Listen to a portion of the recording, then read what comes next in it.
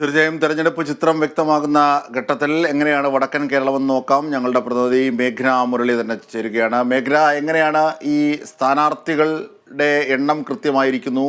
അപരന്മാരുടെ ഭീഷണികൾ ഒഴിയുന്നുണ്ടോ? കോഴിക്കോടും വടകരയും അടക്കമുള്ള മണ്ഡലങ്ങളിൽ എങ്ങനെയാണ് വടക്കൻ കേരളത്തിന്റെ പ്രചരണം? അജിംഷാദ്, പ്രധാനമായും മലബാറിനെ സംബന്ധിച്ചിടത്തോളം റംസാന്റെയും വിഷുവിന്റെയും ഒക്കെ തിരക്ക് ജനങ്ങളിൽ പൊതുവെ കാണാനുണ്ട്. പക്ഷേ അതിനൊക്കെ അപ്പുറത്തേക്കാണ് തിരഞ്ഞെടുപ്പ് ചൂടും. അതായത് സ്ഥാനാർത്ഥിത്വം കൂടി കൃത്യമായി തെളിഞ്ഞതോടുകൂടി അതിന്റെ അപ്പുറത്തേക്കാണ് തിരഞ്ഞെടുപ്പ് ചൂടും വരുന്നത്. അതിൽ ജില്ലയിൽ തന്നെ 23 സ്ഥാനാർത്ഥികൾ മത്സര രംഗത്തുണ്ട്.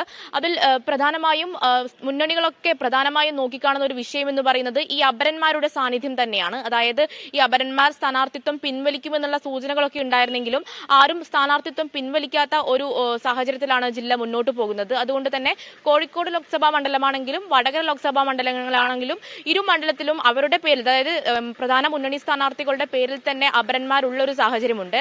അതുകൊണ്ട് തന്നെ ജില്ലയുടെ ഒരു രാഷ്ട്രീയ ചരിത്രമൊക്കെ നോക്കുമ്പോൾ, അതായത് 2009 തെരഞ്ഞെടുപ്പ് അടക്കം മുഹമ്മദ് റിയാസിനെ തോൽപ്പിക്കാൻ ഈ അപരന്മാർ പ്രധാനപ്പെട്ട ഒരു പങ്ക് വഹിച്ചിട്ടുണ്ട്. അതിനുശേഷം ഇടതുപക്ഷത്തിന് മണ്ഡലം, അതായത് കോഴിക്കോട് ലഭിച്ചിട്ടുമില്ല എന്നുള്ളൊരു കാര്യം മുന്നിൽ നിൽക്കുന്നുണ്ട്. അതുകൊണ്ട് തന്നെ ഈ അപരന്മാരെ ഏറ്റവും പ്രധാനമായി തന്നെയാണ് മുന്നണികളെല്ലാം കാണുന്നത്.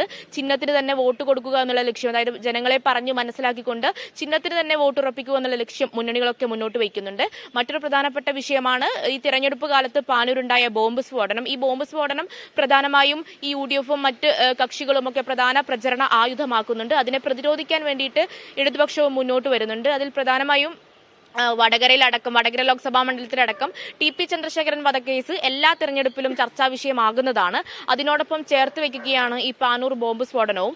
പക്ഷേ ഇതിന് വലിയ രീതിയിൽ മറ്റ് വികസന പ്രവർത്തനങ്ങളും MPയുടെ വികസന മുരടിപ്പും ഒക്കെ പറഞ്ഞുകൊണ്ട് ഇടതുപക്ഷവും പ്രചരണത്തിൽ സജീവമായുണ്ട്. NDA സ്ഥാനാർത്ഥിയെ സംബന്ധിച്ചിടത്തോളം ഇനിയുള്ള ദിവസങ്ങൾ, അതായത് 3 മുന്നണികളെ സംബന്ധിച്ചിടത്തോളം ഇനിയുള്ള ദിവസങ്ങൾ അത്രയും പ്രധാനപ്പെട്ടതാണ്. പരമാവധി വ്യക്തിപരമായിട്ടുള്ള വോട്ടുകൾ ഉണ്ടാക്കാൻ നോക്കുക. മാത്രമല്ല ആഘോഷ ദിവസങ്ങളാണ് വരുന്നത്. അതുകൊണ്ട് തന്നെ ഈ ആഘോഷ ദിവസങ്ങളിലൊക്കെ പരമാവധി സജീവമായിക്കൊണ്ട് എത്രയും വേഗം, അതായത് ഇനി വരുന്ന 2 ആഴ്ച എന്ന് പറയുന്നത് പരമാവധി വോട്ടാക്കാനുള്ള ശ്രമത്തിലാണ് എല്ലാ മുന്നണികളും ഉള്ളത്. മാത്രമല്ല പ്രധാനപ്പെട്ട നേതാക്കൾ, അത് ഇടതുപക്ഷത്തിന്റെ ആണെങ്കിലും UDF-ന്റെ ആണെങ്കിലും BJP-യുടെ ആണെങ്കിലും പ്രധാന നേതാക്കളൊക്കെ മണ്ഡലത്തിലേക്ക് എത്തും. അങ്ങനെ തിരഞ്ഞെടുപ്പ് പ്രചരണം കൂടുതൽ ചൂടുപിടിക്കാൻ തന്നെയാണ് സാധ്യത. ശരി മേഘ്ന മുരളിയാണ് വിവരങ്ങൾ വിശദാംശങ്ങൾ നൽകുന്നത്.